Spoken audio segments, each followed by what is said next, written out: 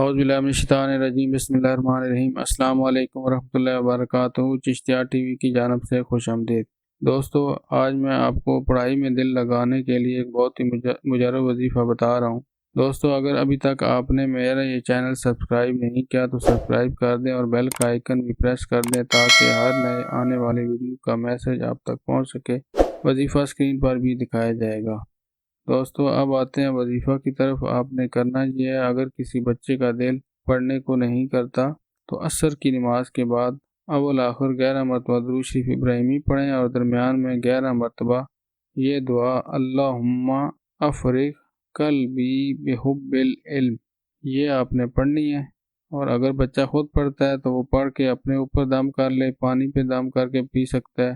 اگر والدین پڑھتے ہیں تو وہ بھی اسی طرح پانی پر دم کر کے بچے کو پلا دیں اور خود بھی دم کر دیں۔ انشاءاللہ بچہ محنت سے پڑھے گا اور پڑھائی کا اس کو شوق پیدا ہو جائے گا۔